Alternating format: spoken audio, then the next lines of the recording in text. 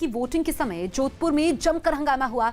जोधपुर के बोरानाडा ग्राम पंचायत में वोटों की गिनती के समय दो गुटों के बीच हुए हिंसक टकराव ने इलाके को दहशत से भर दिया और पत्थरबाजी की घटना से तनाव का माहौल पैदा हो गया। सामने आए एक वीडियो में भीड़ में शामिल लोग एक दूसरे पर पत्थर बरसाते हुए नजर आए। दावा है कि इस पथराव में कई घरों को भी निशाना बनाया गया। यही नहीं, आरोप है कि कुछ लोगों ने वहां तोड़फोड़ भी की। सामने आई एक तस्वीर में एक गली में कुछ लोग एक दूसरे पर हमला करते नजर आए। आरोप है कि इस हंगामे में चुनाव को प्रभावित करने की भी कोशिश की गई। इस घटना के बाद इलाके में भारी पुलिस बल की तैनाती कर दी गई और एक आरोपी को भी गिरफ्तार कर लिया गया। थाईलैंड से एक चौंकाने वाला वीडियो सामने आया जिसमें हाईवे पर चल रहे एक ट्रक का टायर अचानक फट गया। जिस छोटे ट्रक के साथ यह हादसा हुआ उसमें काफी सामान भी भरा हुआ था और वो काफी तेज रफ्तार में हाईवे पर दौड़ रहा था। तभी अचानक उसकी दाहिनी ओर का पिछला टायर फटा और ट्रक का संतुलन बिगड़ गया। इससे पहले कि ड्राइवर कुछ समझ पाता, वो ट्रक डिवाइडर से टकराकर पलट गया और सड़क पर घिसटते हुए आगे चला गया। ट्रक के पीछे चल रही जिस गाड़ी के डैशबोर्ड पर लगे कैमरे में यह हादसा रिकॉर्ड हुआ, उसमें बैठे लोग तुरंत नीचे उतरे और ट्रक के ड्राइवर की मदद करने के लिए दौड़ पड़े। कुछ और लोग भी हादसे वाली जगह पर पहुंच गए। एक आदमी तुरंत पलटे हुए ट्रक के ऊपर चढ़ा और उसका दरवाजा खोलकर उसने ट्रक के ड्राइवर को बाहर निकाला। बताया गया कि इस हादसे में ट्रक के ड्राइवर को मामूली चोटें आईं। कोरोना संकट के बीच इंग्लैंड के चैम्पफोर्ड में भारतीय मूल के जोड़े ने ड्राइव इन वेडिंग की, जिसमें 250 मेहमानों ने हिस्सा लिया। कोरोना के खतरे की वजह से वहां शादी समारोह में 15 से ज्यादा मेहमानों को बुलाने पर पाबंदी है, जिसे देखते हुए भारतीय मूल की जोड़ी ने इंग्लैंड के चैम्पफोर्ड में एक ऐसी अनोखी शादी की जिसने सबका ध्यान अपनी तरफ खींच लिया। ड्राइव इन सिनेमा की तर्ज पर उन्होंने ड्राइव इन वेडिंग का आयोजन किया। इस शादी में 250 मेहमान शामिल हुए, जिन्होंने अपनी गाड़ियों में ही बैठकर शादी की रस्में होती देखी। खाने पीने के लिए भी ऐसा इंतजाम किया गया जिससे किसी नियम का उल्लंघन ना हो। मेहमानों को एक मोबाइल ऐप के बारे में बताया गया, जिसके जरिए वो ऑर्डर करके कुछ भी मंगा सकते थे। इससे कोई एक दूसरे के संपर्क में भी नहीं आया और शादी में 250 मेहमान भी शामिल हो सके। 8 अक्टूबर को एयरफोर्स डे से पहले हिंडन एयरबेस पर वायुसेना ने फुल ड्रेस रिहर्सल की। इस बार एयरफोर्स डे पर सबसे बड़ा आकर्षण होगा रफाल, जो पहली बार परेड का हिस्सा बनेगा और इसीलिए रिहर्सल के दौरान भी सबसे ज्यादा गर्जना रफाल की ही दिखी। आसमान में उड़ते रफाल विमानों की गड़गड़ाहट ऐसी कि देश के दुश्मन कांप उठे। रफाल पहले जगुआर विमान के साथ फॉर्मेशन में दिखा, फिर सुखोई और तेजस विमानों के साथ अलग अलग फॉर्मेशन में रफाल उड़ते दिखे। बिजली की रफ्तार से उड़ते विमान नीचे की तरफ शोले छोड़ते दिखे। ये शोले महज करतब दिखाने के लिए नहीं है, बल्कि ये शोले दुश्मन के रडार और किसी मिसाइल तक को चकमा दे सकते हैं, क्योंकि कई मिसाइल केवल विमान की गर्मी को भांपकर उसे निशाना बनाती हैं। रिहर्सल के दौरान भारी भरकम चिनूक भी आसमान में एक भारी भरकम कंटेनर लेकर उड़ता दिखा। इसके बाद सूर्यकिरण टीम के विमानों ने आसमान में रंग भरने शुरू किए और सबसे बाद में मोर्चा संभाला टीम सारंग ने। टीम सारंग के 4 हेलीकॉप्टर कभी एक लाइन में चलते दिखे, कभी 2-2 की टीम बनाकर आगे पीछे चलते दिखे, तो कभी अलग अलग दिशाओं से आकर एक दूसरे के बीच से बिल्कुल पंछियों की तरह निकल गए। चिली के आइसन प्रांत से एक दिल दहला देने वाला वीडियो सामने आया, जिसमें सील नाम का समुद्री जानवर सड़कों पर भागता हुआ नजर आया। उसे पकड़ने में पुलिस के भी पसीने छूट गए और एक कार सवार तो उसे सड़क पर देखकर बुरी तरह घबरा गया। सामने आए एक वीडियो में करीब 12 फीट लंबे सील को चिली के आइसन प्रांत के एक रिहायशी इलाके में देखा गया। इसकी खबर जैसे ही पुलिस को मिली, उसने उसे समुद्र में छोड़ने की कोशिश तेज कर दी। इसके लिए पुलिसकर्मी तिरपाल लेकर खड़े हो गए ताकि वो उनके बनाए रास्ते की तरफ ही जा सके। जैसे ही वो समुद्र किनारे पहुंचा, लोगों ने तालियां बजानी शुरू कर दी। समुद्र में रहने वाला सील, जिसे हाथी सील और पिनीपेट्स जानवर भी कहते हैं, काफी खतरनाक माना जाता है। हालांकि इस घटना में उसने किसी को नुकसान नहीं पहुंचाया। बिहार के समस्तीपुर में सड़क नहीं बनने से नाराज लोगों ने आने वाले विधानसभा चुनाव में किसी भी पार्टी को वोट नहीं देने की चेतावनी दी। आरोप है कि पिछले 40 साल में इलाके में नई सड़क बनाना तो दूर, मुख्य सड़क की मरम्मत तक नहीं करवाई गई, जिससे नाराज लोगों ने गांव के बाहर एक बैनर लगा दिया जिस पर सड़क नहीं तो वोट नहीं का नारा लिखा हुआ था। कई मकानों की दीवारों पर भी वोट नहीं देने की चेतावनी लिखे पोस्टर चिपके नजर आए। ये उजियारपुर विधानसभा क्षेत्र का सड़क है जो पिछले 40 साल से अपने उद्धारक की तलाश कर रही है। तस्वीरों में आप देख सकते हैं लोग किस तरह से कीचड़ भरे रास्ते में आ रहे हैं। वहां से सामने आई कुछ तस्वीरों में सड़क की हालत बेहद खराब नजर आई। पूरी सड़क कीचड़ में सनी दिखी और कई जगह तो बड़े बड़े गड्ढे भी नजर आए और लोग मजबूरी में इन हालात में सड़क से गुजरते नजर आए। लोगों ने आरोप लगाया कि पिछले 40 साल में कई सरकारें आईं, लेकिन किसी ने भी इलाके में विकास करवाने की जरूरत नहीं समझी। इसीलिए उन्होंने इस बार के चुनाव में नोटा का बटन दबाने का फैसला किया। यहाँ से जितना भी वोट गिरेगा वो नोटा पे गिरेगा, क्योंकि हम लोग का जो मांग है वो 40 सालों में आज तक पूरा नहीं हुआ। इन लोगों ने नेताओं पर वादा खिलाफी का भी आरोप लगाया। कभी भी रोड बना नहीं है, जितना भी आते हैं कहते इस बार वोट दीजिए, हम रोड बना देंगे। 10 विधानसभा क्षेत्र वाले समस्तीपुर में 2 चरणों में वोट डाले जाएंगे। पहले चरण का मतदान 3 नवंबर जबकि दूसरे चरण का मतदान 7 नवंबर को होगा। आईपीएल के 20वें मुकाबले में मुंबई इंडियंस की शानदार जीत।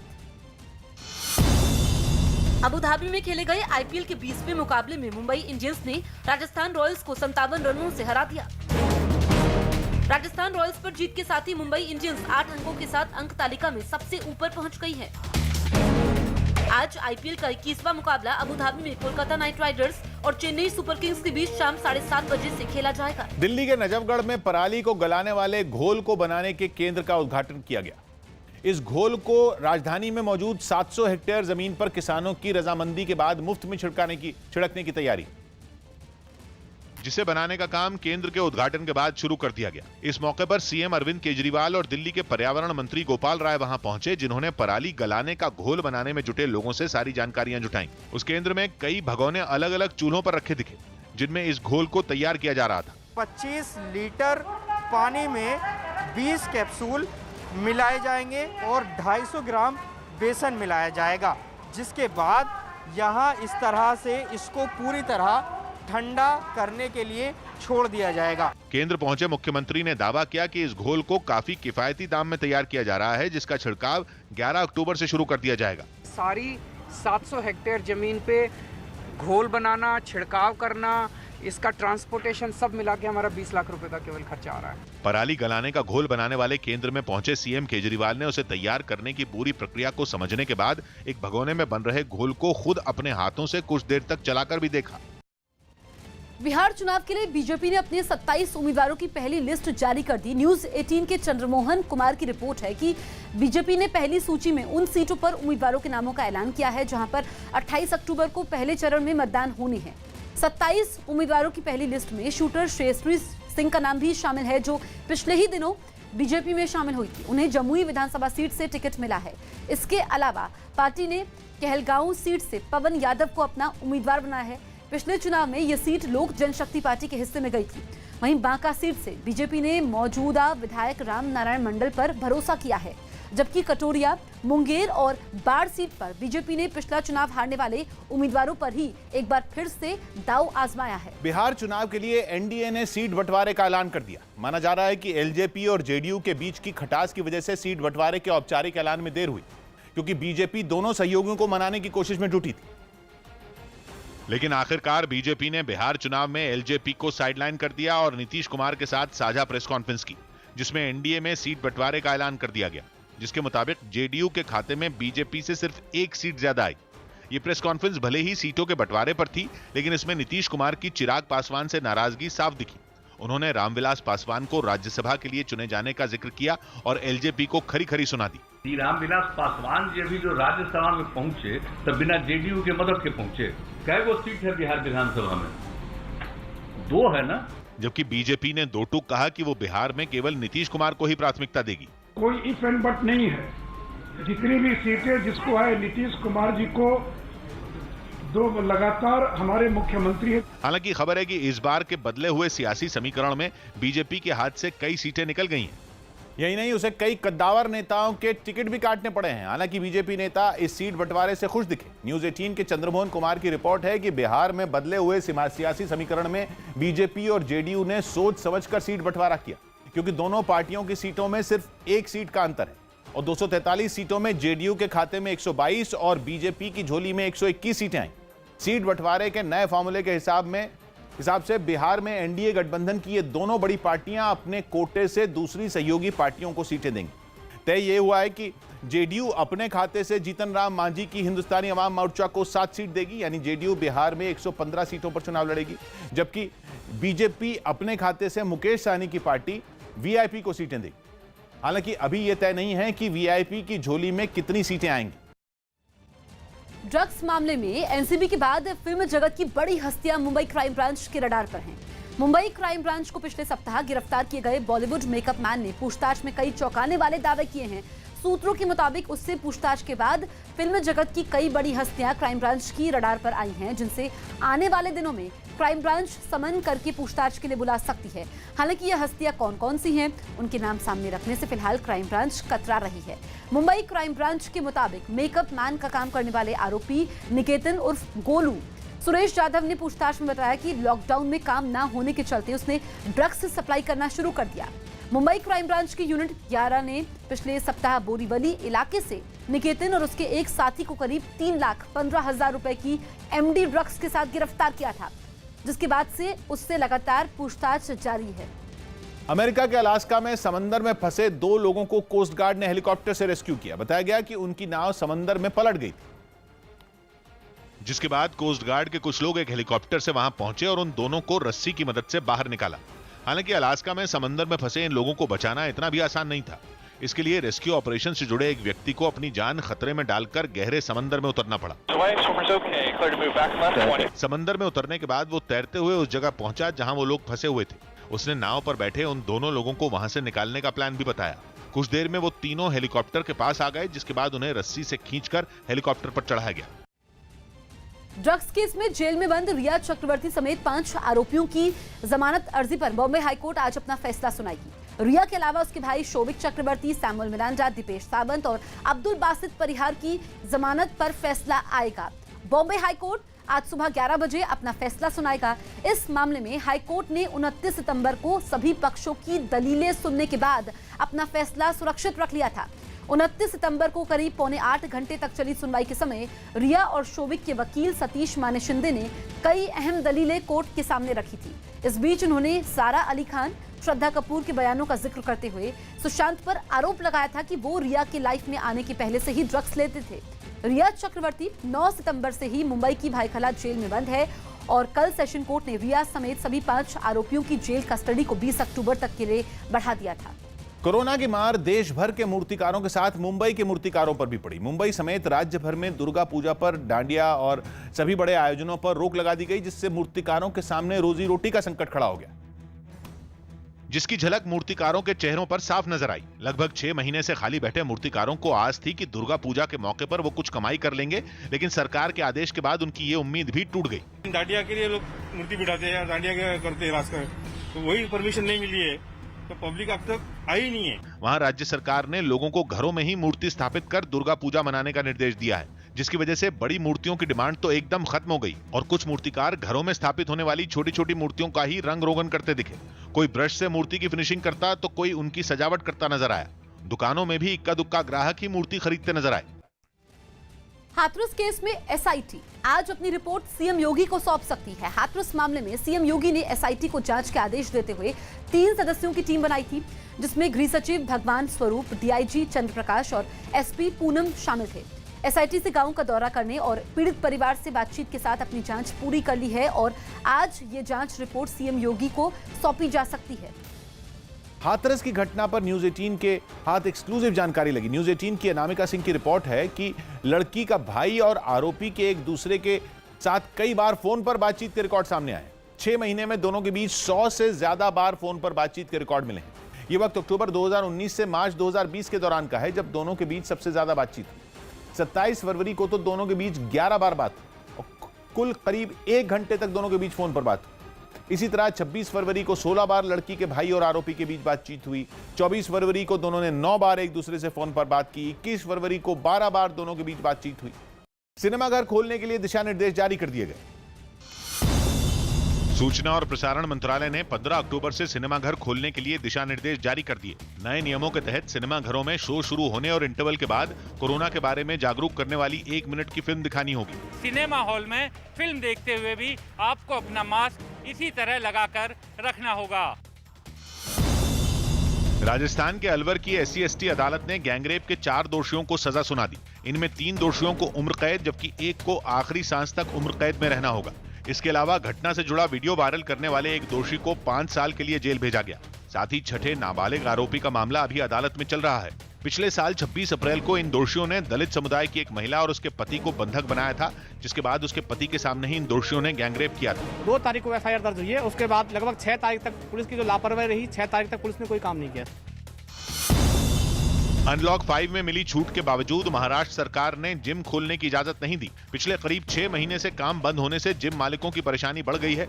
ऐसे में जिम मालिकों ने सरकार से जल्द जिम खोलने की मांग की है। हम लोग बहुत सोच रहे कि आज चालू होगा, कल चालू होगा, 1 महीने के बाद चालू होगा, तो अभी तो 7 मंथ हो गए, तो इसके वजह से हम लोग को अभी कुछ ऑप्शन ही नहीं लग रहा। जम्मू कश्मीर की गांदरबल में आतंकवादियों ने बीजेपी नेता पर हमला किया। हमले में बीजेपी नेता तो बच गए, लेकिन एक उनकी निजी सुरक्षा में तैनात पुलिस जवान शहीद हो गए। हमले के बाद इस जवान ने फौरन जवाबी फायरिंग की और एक आतंकवादी को मार गिराया। यहाँ जो बीजेपी वर्कर्स हैं उनमें से एक है गुलाम कादर, जो प्रोटेक्शन है वो उसके साथ थी उस समय, और जब वो अपने घर से निकल के जो है उसकी अकोमोडेशन है उसकी तरफ निकलने लगे तो इतने में अटैक हुआ। पुलिस पार्टी जो उसकी प्रोटेक्शन है उन्होंने रिटेलिएट किया। इन रिटेलिएशन दे किल्ड 1 मिलिटेंट, और मिलिटेंट यही मौके पर मारा गया, उसकी वेपन भी रिकवरी हुई। कृषि कानून के विरोध में प्रदर्शन करने हरियाणा पहुंचे राहुल गांधी के राज्य में एंट्री करने से पहले जमकर हंगामा हुआ। हरियाणा सरकार ने कोरोना का हवाला देकर पहले ही ये साफ कर दिया था कि राहुल को भीड़ के साथ राज्य में घुसने की अनुमति नहीं मिलेगी। लेकिन पंजाब से हरियाणा में एंट्री करते समय उनके साथ यूथ कांग्रेस के बहुत सारे कार्यकर्ता नजर आए, जिनकी हरियाणा पुलिस के साथ धक्का मुक्की भी हुई। राज्य सरकार को पहले से ही अंदेशा था कि राहुल की खेती बचाओ यात्रा में भीड़ उमड़ेगी, इसलिए उसने बॉर्डर पर बैरिकेडिंग की थी, और जैसे ही राहुल की यात्रा वहां पहुंची उसे वहां रोक दिया गया। कांग्रेस कार्यकर्ता पुलिस के इस बर्ताव पर गुस्से में दिखे। उन्होंने पहले धक्का देकर बैरिकेड गिराने की कोशिश की, और जब वो ऐसा नहीं कर पाए तो कई कार्यकर्ता बैरिकेड पर चढ़ गए। इस पूरे हंगामे के दौरान राहुल गांधी चुपचाप ट्रैक्टर पर बैठे रहे। यहाँ पर देखिए हरियाणा पुलिस के जवानों और कांग्रेस के कार्यकर्ताओं के बीच धक्का मुक्की लगातार चल रही है, और राहुल गांधी अपने ट्रैक्टर पर चुपचाप फिलहाल बैठे हुए नजर आ रहे हैं। इस बीच वहां हरियाणा कांग्रेस की प्रदेश अध्यक्ष कुमारी शैलजा भी पहुंच गईं। उन्होंने कार्यकर्ताओं से अपील की कि वो राहुल गांधी को राज्य में आने दें। लेकिन राहुल गांधी अपने साथ आए लोगों के साथ बॉर्डर पार करने की बात पर अड़े रहे, और करीब 40 मिनट की जद्दोजहद के बाद प्रशासन को उनकी बात माननी पड़ी, जिसके बाद राहुल गांधी अपने समर्थकों के साथ हरियाणा में घुसे। इससे पहले जब राहुल गांधी हरियाणा की ओर बढ़ रहे थे तब उन्होंने खुद ही ड्राइविंग सीट संभाल ली। बताया गया कि यात्रा के दौरान हरियाणा में उनका सारथी बनने की होड़ लगी थी, इसलिए उन्होंने खुद ही ट्रैक्टर चलाने का फैसला किया। और सैकड़ों कार्यकर्ताओं के साथ वो पंजाब से हरियाणा की तरफ बढ़ गए। राहुल गांधी ने ट्रैक्टर की ड्राइविंग सीट संभाल ली, जबकि उनके साथ ट्रैक्टर पर कांग्रेस नेता सुनील जाखड़ और हरीश रावत बैठे हुए नजर आए। और अब हरियाणा की सीमा में राहुल गांधी खुद ड्राइव करते हुए अंदर आएंगे। हरियाणा प्रशासन ने कहा था कि उनको अंदर नहीं आने दिया जाएगा, लेकिन अब ऐसा लगता है कि राहुल गांधी अंदर जाने के लिए तैयार हैं। हरियाणा में पार्टी के अंदर चल रही खींचतान को राहुल गांधी के ड्राइविंग सीट पर बैठने का कारण बताया गया। राहुल गांधी का सारथी कौन बनेगा, इस बात की सियासी लड़ाई रणदीप सिंह सुरजेवाला और दीपेंद्र हुड्डा के बीच में थी, और उसको अवॉइड करने के लिए मुझे लगता है कि राहुल गांधी यहाँ खुद ड्राइविंग सीट पर हैं। इससे पहले कृषि कानूनों के विरोध में राहुल गांधी ने पटियाला में एक सभा में भी हिस्सा लिया और केंद्र सरकार पर जमकर हमला बोला। अगर ये कानून किसान के हित में था तो पार्लियामेंट में आपने डिबेट क्यों नहीं की? राहुल गांधी ने केंद्र में कांग्रेस की सरकार आने पर इन कृषि कानूनों को हटाने का भी ऐलान कर दिया। हाथरस की घटना के विरोध में महाराष्ट्र के सोलापुर में डेमोक्रेटिक यूथ फ्रंट नाम के संगठन के कार्यकर्ताओं ने प्रदर्शन किया। प्रदर्शन में शामिल लोग हाथों में झंडे लेकर एक रेलवे पटरी पर पहुंच गए और पीड़ित परिवार को न्याय देने की मांग करते हुए जमकर नारेबाजी की।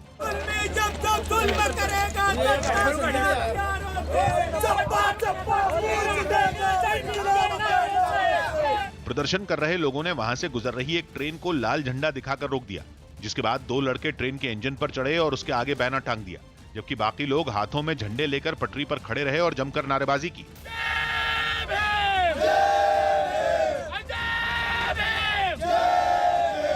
इस दौरान ट्रेन का ड्राइवर भी इन लोगों से हटने की अपील करता हुआ नजर आया, लेकिन प्रदर्शन कर रहे लोग पटरी से नहीं हटे और हंगामा करते रहे। अमेरिका के कैलिफोर्निया में जंगल में लगी आग की कुछ और दिल दहला देने वाली तस्वीरें सामने आईं, जिनमें जंगल का एक बड़ा हिस्सा और कई घर जलते नजर आए। लगभग 1 महीने से भी ज्यादा वक्त से आग पर काबू पाने की कोशिशें जारी हैं, लेकिन आग बुझने के बजाय और खतरनाक रूप लेती जा रही है। हरे भरे जंगल के ऊपर जहां कभी परिंदे उड़ा करते थे, अब वहां बस आग के शोले और धुएं का गुबार ही दिखाई देता है। आसमान से ली गई एक तस्वीर में जंगल का एक बड़ा हिस्सा धधकता दिखा। हालात इस कदर बिगड़ गए कि अब लोगों को सड़कों पर गाड़ियां दौड़ाने में भी खतरा महसूस होने लगा। वहां से आई एक दूसरी तस्वीर ने तो रोंगटे खड़े कर दिए, जिसमें एक मकान आग की भयंकर लपटों में बुरी तरह जलता दिखा। आग की वजह से वहां का एक बड़ा इलाका जलकर तबाह हो गया। खतरे के बीच दमकल कर्मी आग बुझाने में अपनी पूरी ताकत झोंकते दिखे। सेना के कई हेलीकॉप्टर भी उनके साथ इस अभियान में आसमान से लपटों पर पानी की बौछार करते नजर आए। बताया गया कि आग अब तक 10 लाख एकड़ में फैले जंगल को अपनी चपेट में ले चुकी है। छत्तीसगढ़ के जांजगीर चांपा में कांग्रेस और भीम आर्मी के कार्यकर्ताओं के बीच झड़प हुई। पूरा विवाद उस समय हुआ जब कांग्रेस के कार्यकर्ता हाथरस केस के मुद्दे पर प्रदर्शन कर रहे थे, क्योंकि उसी समय वहां भीम आर्मी के कई कार्यकर्ता पहुंच गए और कांग्रेस कार्यकर्ताओं से बहस करने लगे। देखते ही देखते नौबत यह आ गई कि दोनों तरफ के लोग मारपीट करने पर उतारू हो गए। इस दौरान पुलिस वालों ने बीच बचाव की कोशिश भी की, लेकिन न तो भीम आर्मी के कार्यकर्ता माने और न ही कांग्रेस के कार्यकर्ता। हालांकि पुलिस ने उन्हें रोकने की कोशिश जारी रखी और आखिरकार वो दोनों तरफ के लोगों को अलग करने में कामयाब हुई। हाथरस केस पर हो रहे सियासी दंगल में बीजेपी, कांग्रेस और उत्तर प्रदेश की दूसरी सियासी पार्टियां ही नहीं बल्कि भीम आर्मी भी अपनी ताकत दिखा रही है। यही वजह रही कि जांजगीर चांपा में हुए कांग्रेस के प्रदर्शन का उसने विरोध किया और वहां की कांग्रेस सरकार के खिलाफ नारेबाजी की। हाथरस और देश के दूसरे इलाकों में रेप की घटनाओं पर मचे बवाल के बीच पिछले हफ्ते छत्तीसगढ़ के बलरामपुर से भी ऐसा ही मामला सामने आया था। हालांकि कांग्रेस कार्यकर्ताओं ने इस मुद्दे पर कोई बात नहीं की और हाथरस केस के विरोध में मौन प्रदर्शन किया। पटना में टिकट कटने से नाराज बीजेपी नेता अनिल कुमार और उनके समर्थकों ने हंगामा कर दिया। वो पटना की विक्रम विधानसभा सीट पर अपना दावा ठोक रहे थे, लेकिन उन्हें खबर मिली कि इस बार वहां से उनका टिकट काट दिया गया, जिससे नाराज होकर वो अपने समर्थकों के साथ बीजेपी दफ्तर पहुंच गए और प्रदर्शन करने लगे। विक्रम विधानसभा क्षेत्र से अनिल कुमार का टिकट कटने के बाद उनके समर्थक बीजेपी ऑफिस के सामने पहुंचकर विरोध प्रदर्शन कर रहे हैं। अनिल कुमार के समर्थकों ने बीजेपी दफ्तर के बाहर खूब नारेबाजी की और उनका टिकट कटने पर सुशील मोदी के खिलाफ अपना गुस्सा दिखाया। समर्थकों ने नारे लगाकर अपना आक्रोश दिखाया, तो वहीं चुनाव लड़ने की आस लगाए बैठे अनिल कुमार के तेवर भी तल्ख दिखे। भाजपा है ना, इसको बड़का जल्लाद पार्टी नाम रखना चाहिए। अनिल कुमार लगातार 2 बार बीजेपी से विधायक रह चुके हैं, लेकिन विक्रम सीट पर पिछली बार उन्हें कांग्रेस प्रत्याशी ने मात दे दी थी। वीवीआईपी यात्रा के लिए खरीदे गए एयर इंडिया 1 विमान पर सवाल उठने के बाद सियासी घमासान मच गया। न्यूज 18 के अमिताभ सिन्हा की रिपोर्ट है कि एयर इंडिया 1 विमानों को खरीदने की मंजूरी यूपीए सरकार के समय ही दे दी गई थी और इन विमानों का इस्तेमाल सिर्फ प्रधानमंत्री ही नहीं बल्कि देश के दूसरे वीवीआईपी भी करेंगे। सूत्रों के मुताबिक इन विमानों को खरीदने की मंजूरी से पहले यूपीए सरकार में कई बार बैठकें हुई थी और कई विकल्पों पर विचार करने के बाद वीवीआईपी यात्रा के लिए नए विमान खरीदने पर सहमति बनी थी। एयर इंडिया 1 पर बहस तब तेज हुई जब अपनी पंजाब यात्रा के समय राहुल गांधी ने इसी बहाने पीएम पर हमला बोला। हमारा जो प्रधानमंत्री है उसने 8,000 करोड़ रुपए का जहाज खरीदा। क्यों? क्योंकि उसके मित्र ट्रंप के पास जहाज है 8,000 करोड़ का, तो उसे भी चाहिए। ये नहीं कहते, ये कहते भैया राहुल गांधी अमरिंदर सिंह जी गए, ट्रैक्टर पे बैठे थे, किसी ने कुशन लगा दिया। एयर इंडिया 1 पर राहुल के आरोपों का जवाब देने में केंद्रीय मंत्री स्मृति ईरानी ने भी देर नहीं लगाई। उनको इस बात को समझना होगा कि देश की एयरफोर्स के प्लेन की तुलना किसी के निजी वाहन के साथ नहीं करना चाहिए और ये निर्णय जब लिया गया तब केंद्र में यूपीए की सरकार थी। हरियाणा के सिरसा में डिप्टी सीएम दुष्यंत चौटाला के घर के घेराव की कोशिश को पुलिस ने नाकाम कर दिया। किसानों से जुड़े 3 नए कानूनों के विरोध में कुछ संगठनों ने सिरसा में रैली की और उसी दिन डिप्टी सीएम दुष्यंत चौटाला के घर के घेराव का ऐलान किया गया, जिसे रोकने के लिए पुलिस को किसानों पर पानी की बौछार करनी पड़ी। प्रदर्शनकारी इस कदर गुस्से में दिखे कि उन्होंने बैरिकेड तक उठाकर पटक दिए। घंटों तक सिरसा की सड़कों पर हंगामा चलता रहा। प्रदर्शनकारियों की तरफ से कुछ लोगों ने पथराव भी किया, जिसमें कुछ लोग जख्मी हो गए। हंगामा तब शुरू हुआ जब प्रदर्शनकारियों को रोकने के लिए पुलिस ने बैरिकेडिंग कर रास्ते बंद कर दिए। भड़के हुए प्रदर्शनकारी बैरिकेडिंग को तोड़ने की कोशिश करने लगे। कुछ लोग तो बैरिकेड के ऊपर ही चढ़ गए। बैरिकेडिंग के एक तरफ पुलिस वाले और दूसरी तरफ किसान जमा हो गए। काफी देर तक दोनों तरफ से संघर्ष चलता रहा। विरोध प्रदर्शन की वजह से सिरसा की अहम सड़कों पर पुलिस की भारी तैनाती की गई थी। 3 नए कानूनों के विरोध में सिरसा के दशहरा ग्राउंड में रैली की गई। पाकिस्तान में इमरान खान की सरकार ने लोगों के लिए रोटी खाना भी मुश्किल कर दिया है। पाकिस्तान में गेहूं की कीमत इस वक्त इतिहास के सबसे ऊंचे स्तर पर है। पाकिस्तान के न्यूज चैनल जियो न्यूज की खबर है कि 5 अक्टूबर को गेहूं की कीमत पाकिस्तानी रुपए में 60 रुपए किलो दर्ज की गई। इससे पहले पिछले साल के दिसंबर में गेहूं पाकिस्तान में 50 रुपए किलो बेचा गया था, जो अब तक की गेहूं की रिकॉर्ड कीमत थी। गेहूं महंगा होने की वजह से पाकिस्तान के कई शहरों में अफरा तफरी का माहौल है, जिसे काबू करने के लिए इमरान खान की सरकार भारी दबाव में है। इसलिए रूस से 2 लाख टन गेहूं मंगवाने का फैसला किया गया, लेकिन रूस से गेहूं पहुंचने में भी लंबा वक्त लग सकता है। हालांकि अनुमान के मुताबिक पाकिस्तान में हालात काबू करने के लिए करीब 25 लाख टन गेहूं बाजार में पहुंचाने की जरूरत है और इसलिए रूस से गेहूं मंगवाए जाने के बाद भी हालात में कुछ बड़ा सुधार आने की उम्मीद ना के बराबर ही है।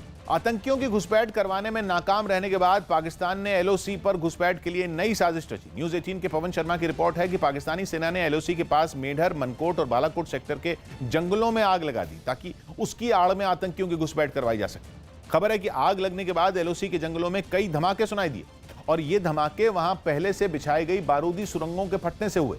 आग लगाने के पीछे पाकिस्तानी सेना का यह मकसद भी है कि उसकी फॉरवर्ड पोस्ट के पास के जंगलों की घास पूरी तरह जल जाए और वहां से आतंकियों को भारत में घुसने के लिए रास्ता मिल सके। पूर्व आरजेडी नेता शक्ति मलिक की पत्नी ने सीएम नीतीश कुमार से सुरक्षा की मांग की।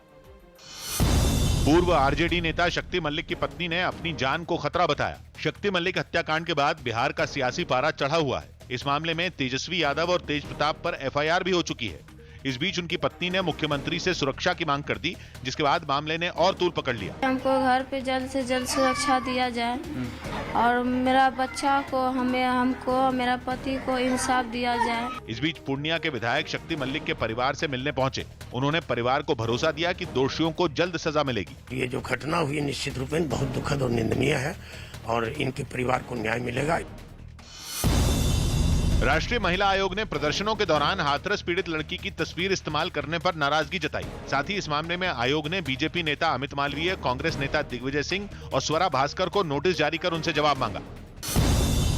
अफगानिस्तान के क्रिकेटर नजीब तरकई की एक सड़क हादसे में मौत हो गई। नजीब तरकई को वहां के नांगरहार इलाके में 2 अक्टूबर को एक कार ने टक्कर मार दी थी, जिसके बाद से वो गंभीर हालत में अस्पताल में भर्ती थे। उन्होंने अफगानिस्तान के लिए 12 T20 और 1 वनडे मैच खेला था। मास्क नहीं लगाने वाले अपने बयान की वजह से विपक्ष के निशाने पर आए मध्य प्रदेश के गृह मंत्री नरोत्तम मिश्रा ने भोपाल में एक कार्यक्रम के तहत लोगों को मास्क बांटे। पिछले दिनों नरोत्तम मिश्रा ने मास्क लगाने का मजाक बनाते हुए ये कहा था कि वो इसे जरूरी नहीं मानते, जिस पर उनकी खूब किरकिरी हुई और इसका नतीजा ये हुआ कि वो अब लोगों को मास्क लगाने की नसीहत दे रहे हैं। भोपाल में तो उन्होंने कई इलाकों में घूमकर लोगों को मास्क बांटे और उन्हें कोरोना से बचाव के लिए जागरूक किया। यही नहीं, कई लोगों को उन्होंने खुद अपने हाथों से मास्क पहनाया। एक दिव्यांग को भी उन्होंने मास्क पहनाने के साथ उसे फूलों की माला पहनाई। इससे पहले नरोत्तम मिश्रा कई कार्यक्रमों में बिना मास्क के दिखाई दे चुके हैं, जिस पर विपक्ष ने उन पर कार्रवाई की भी मांग की थी। लेकिन अब नरोत्तम मिश्रा खुद मास्क को कोरोना से बचाव के लिए जरूरी बता रहे हैं। मास्क ही इलाज है, मास्क ही वैक्सीन है, इसका ध्यान है। हालांकि मास्क नहीं लगाने के अपने बयान पर मध्य प्रदेश के गृह मंत्री नरोत्तम मिश्रा माफी मांग चुके हैं। कोरोना पॉजिटिव अमेरिका के राष्ट्रपति डोनाल्ड ट्रंप ने अस्पताल से व्हाइट हाउस पहुंचकर अपने चेहरे से मास्क ही हटा दिया। ट्रंप अब भी कोरोना वायरस की चपेट में है, हालांकि उनकी तबीयत में पहले से सुधार है। इसलिए उन्हें अस्पताल से छुट्टी मिल गई और वो सेना के एक हेलीकॉप्टर से व्हाइट हाउस पहुंचे। राष्ट्रपति ट्रंप हेलीकॉप्टर से उतरे और व्हाइट हाउस की तरफ बढ़ने लगे। इस वक्त तक उनके चेहरे पर मास्क लगा दिखा। पत्रकारों के सवालों पर उन्होंने अपनी तबीयत ठीक होने का इशारा भी किया। लेकिन जैसे ही डोनाल्ड ट्रंप व्हाइट हाउस की बालकनी में गए, मीडिया के कैमरों के आगे उन्होंने अपना मास्क उतारकर कोट की जेब में डाल दिया। कोरोना का मरीज होने के बावजूद उन्होंने अपना मुंह नहीं ढका। उन्होंने सेना के विमान को सलामी दी और उसके उड़ान भरने तक वो बिना मास्क लगाए बालकनी में ही खड़े रहे। इस बीच एक फोटोग्राफर उनकी तस्वीर लेने के लिए उनके पीछे भी दिखी। विमान उड़ गया, लेकिन ट्रंप ने तब भी मास्क नहीं पहना और वैसे ही अंदर चल दिए। इसके बाद डोनाल्ड ट्रंप ने एक वीडियो ट्वीट किया जिसमें वो दोबारा बिना मास्क के दिखे। Don't let it dominate you. Don't be afraid of it. You're going to beat it. We have the best medical equipment. Trump के इस बयान से मामले ने और तूल पकड़ लिया और वो मीडिया में घिर गए। चूंकि वहां कोरोना से 2 लाख से भी ज्यादा लोगों की मौत हो चुकी है, इसलिए आरोप लगने लगे कि कोरोना की सबसे बड़ी मार झेल रहे देश के राष्ट्रपति को ही महामारी की गंभीरता का एहसास नहीं। मध्य प्रदेश के मंडला से कांग्रेस कार्यकर्ताओं के मौन प्रदर्शन का एक चौंका देने वाला वीडियो सामने आया, जिसमें प्रदर्शनकारी मौन प्रदर्शन के समय मिठाइयां बांटते दिखाई दिए। ये प्रदर्शन उत्तर प्रदेश के हाथरस कांड के खिलाफ हुआ। जिसमें कांग्रेस कार्यकर्ताओं ने मंडला में बापू की प्रतिमा के नीचे बैठकर मौन प्रदर्शन किया। इस बीच कुछ कार्यकर्ता मिठाइयां बांटते हुए दिखे। मौन प्रदर्शन के समय मिठाइयां बांटने और खाने का ये वीडियो सोशल मीडिया पर आते ही वायरल हो गया। हालांकि प्रदर्शन में मिठाइयां खाने के आरोपों को कांग्रेस ने गलत बताया और मौन प्रदर्शन जारी रखा। ये प्रदर्शन हाथरस कांड के विरोध में हुआ। कोरोना संकट के बीच संयुक्त अरब अमीरात के दुबई में बंद पड़ा सफारी पार्क दोबारा खुल गया। 2 साल से पार्क के विस्तार और मरम्मत का काम चल रहा था, जिसके बाद दुबई सफारी पार्क को फिर से खोल दिया गया। हालांकि पहले दिन इक्का दुक्का लोग ही वहां दिखे।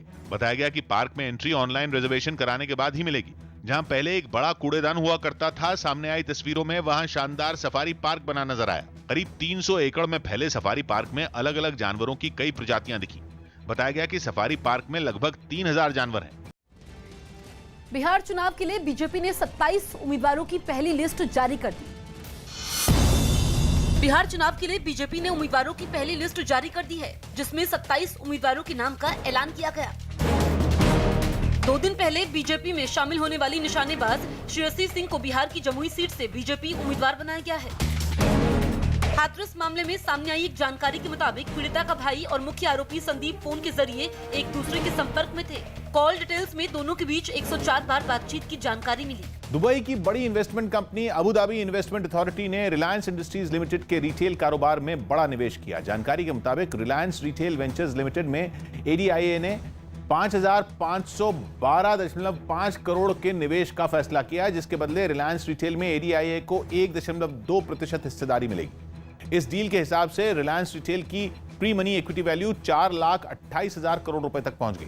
पिछले 1 महीने में रिलायंस रिटेल में विदेशी निवेश से जुड़ी ये 7वीं डील है, जिसके जरिए कुल 37,710 करोड़ का निवेश रिलायंस के रिटेल कारोबार में आ चुका है। गुजरात सरकार ने फिल्टर वाले मास्क के नुकसान बताए। गुजरात सरकार ने कोरोना के खतरे से बचने के लिए लोगों से फिल्टर वाले मास्क नहीं पहनने की अपील की। राज्य सरकार ने दावा किया कि ऐसे मास्क से कोरोना को रोकना मुश्किल है। ऐसे में इस मास्क से फायदा कम और नुकसान ज्यादा हो सकता है। मुंबई की आरे कॉलोनी में एक बच्ची के रेप के आरोप में पुलिस ने एक आदमी को गिरफ्तार कर लिया। आरोप है कि घटना के वक्त ये बच्ची घर पर अकेली थी, तभी पड़ोस में रहने वाला आरोपी वहां पहुंचा और इस घटना को अंजाम दिया। फिलहाल इस बच्ची का अस्पताल में इलाज जारी है। कल एक गुना दाखिल हुआ है, उसमें 30 साल का एक आरोपी जो है वो उसको कल ही अरेस्ट कर लिया है। बिहार विधानसभा चुनाव में कांग्रेस ने उन नेताओं को टिकट नहीं देने के संकेत दिए जिन पर रेप के आरोप हैं। कांग्रेस की केंद्रीय चुनाव समिति की हुई बैठक में इस मुद्दे पर चर्चा की गई। महागठबंधन में शामिल कांग्रेस 70 सीटों पर चुनाव लड़ रही है। सुप्रीम कोर्ट में एक याचिका दाखिल की गई, जिसमें कोरोना संकट की वजह से सऊदी अरब और कतर समेत दूसरे खाड़ी के देशों में फंसे भारतीय मजदूरों को वापस लाने की मांग की गई। इस पर अदालत ने केंद्र को नोटिस भेजकर जवाब मांगा। यूपी के देवरिया में एक सड़क हादसे में 5 लोगों की मौत हो गई। यह हादसा तब हुआ जब एक कार सामने से आ रही एक बाइक से टकराने के बाद नहर में पलट गई। कुछ देर बाद वहां पहुंची पुलिस ने इस नहर से लोगों को बाहर निकाला, लेकिन तब तक 5 लोग दम तोड़ चुके थे। 5 व्यक्तियों की मौके पे ही मृत्यु हो गई और एक व्यक्ति यहाँ जिला अस्पताल में भर्ती है, उसकी भी हालत गंभीर है।